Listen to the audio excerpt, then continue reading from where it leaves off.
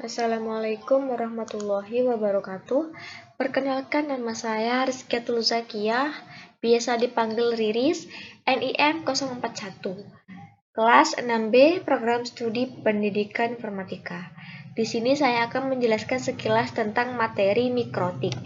Jadi, mikrotik itu merupakan sebuah perusahaan yang kecil berkantor pusat di Latva, bersebelahan dengan Rusia, dan pembentukannya ini diprakarsai oleh John Turley dan Ernest Rintins.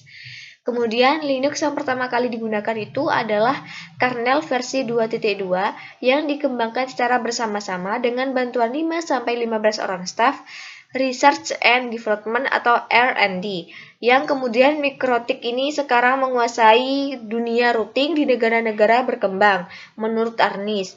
Jadi selain staf di lingkungan mikrotik, mereka juga merekrut tenaga-tenaga lepas dan pihak ketiga yang dengan intensif mengembangkan mikrotik secara maraton.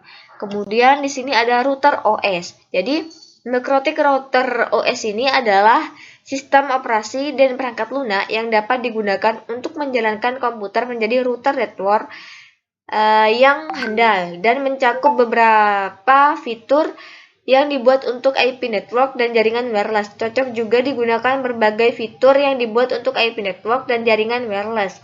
Kemudian, dia juga cocok digunakan oleh ISP dan provider hotspot. Kemudian, di sini ada juga router boot.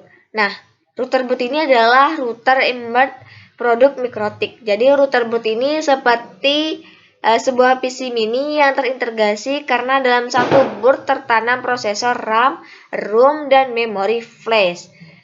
Router boot di sini menggunakan OS router yang berfungsi sebagai router jaringan. Jadi sebagai bandwidth management, proxy server, DHCP, DNS, dan juga bisa berfungsi sebagai hotspot server.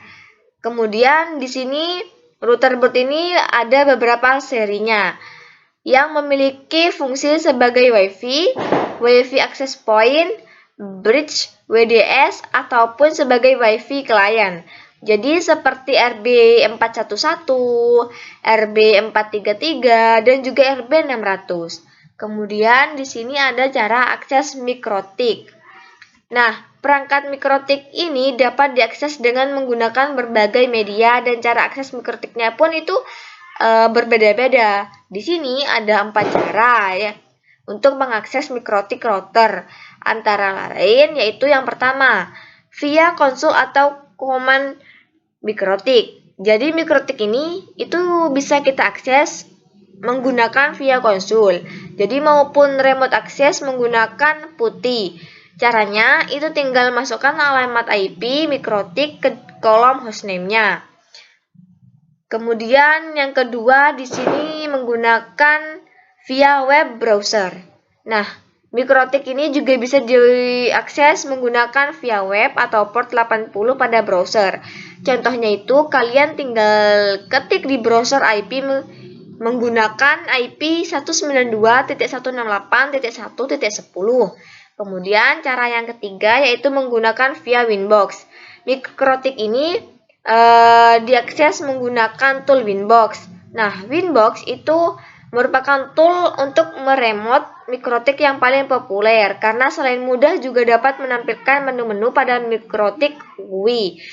Kemudian yang terakhir di sini ada via Telnet. Jadi via Telnet ini kita dapat meremote mikrotik menggunakan Telnet melalui program aplikasi Command Prompt atau yang sering kita sebut dengan CMD yang ada pada Windows yang fitur Telnet itu sudah diaktifkan. Namun penggunaan Telnet ini tidak dianjurkan dalam jaringan karena masalah keamanannya itu. Nah, sekian presentasi dari saya atau penjelasan dari saya, semoga bermanfaat. Mohon maaf apabila ada salah kata. Wassalamualaikum warahmatullahi wabarakatuh. Terima kasih.